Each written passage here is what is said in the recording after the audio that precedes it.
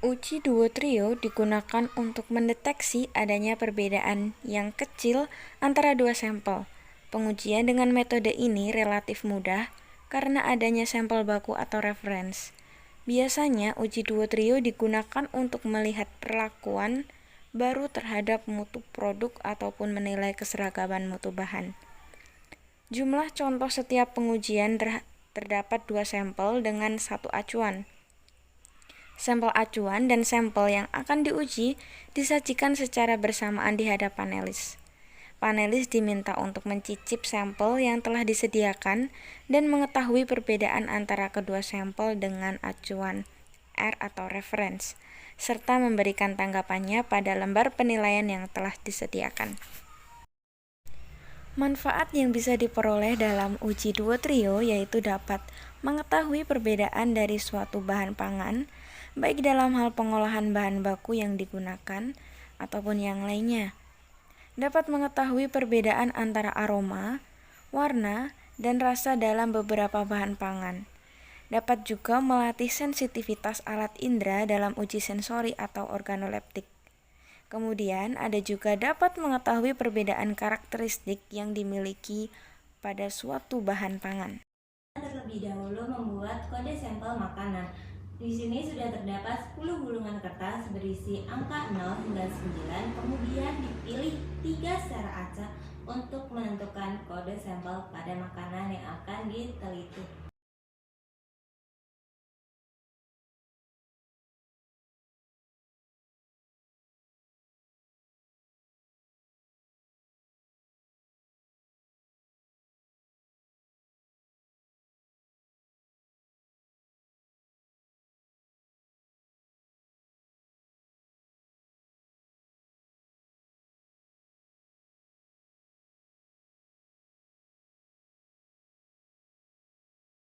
Ini saya akan menjelaskan bagaimana pengujian dari reference duo trio. Jadi yang pertama, reference duo trio itu memiliki prinsip uji pembeda. Reference duo trio itu hampir sama seperti triangle. Namun bedanya kalau triangle itu menggunakan 3 sampel dan mencari perbedaan dari sampel tersebut.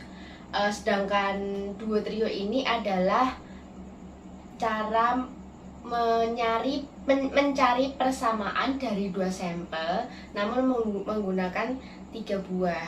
Jadi lebih ke 2 produk namun yang satu menjadi reference, yang kedua yang satu menjadi reference, kemudian yang satunya menjadi sampel satu, yang satunya lagi menjadi sampel kedua.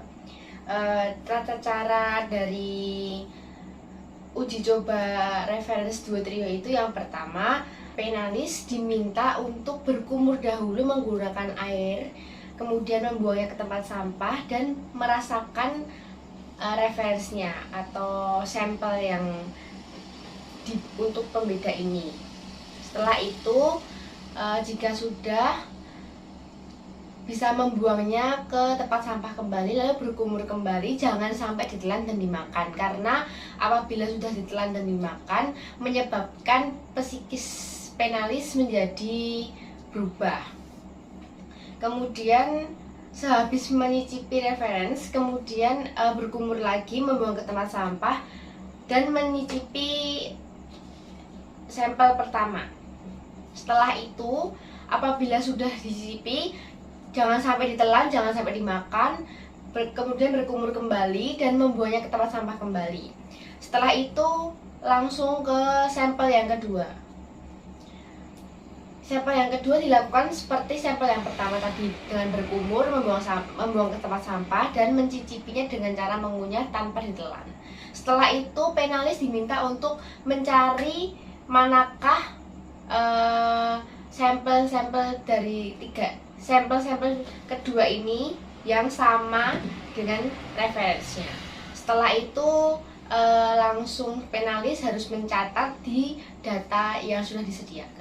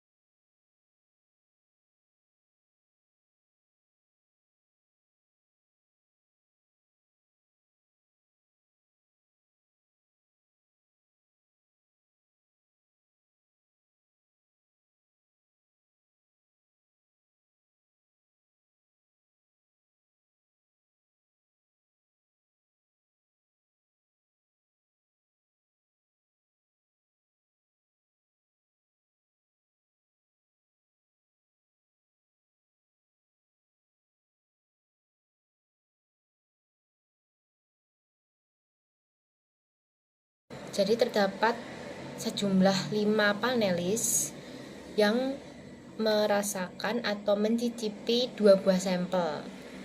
Salah satu sampelnya menjadi reference dan sampel, yang satunya hanya menjadi sampel. Dan reference tersebut berkode 079. Sampel pertama berkode 681 dan sampel kedua berkode 079. Di dalam 5 panelis tersebut sejumlah 5 orang atau 5-5-nya memilih 079 sebagai sampel yang mirip dengan referensinya. Jadi kali ini mendapatkan hasil benar semua sejumlah 5 orang karena referensinya adalah sampel ke 079.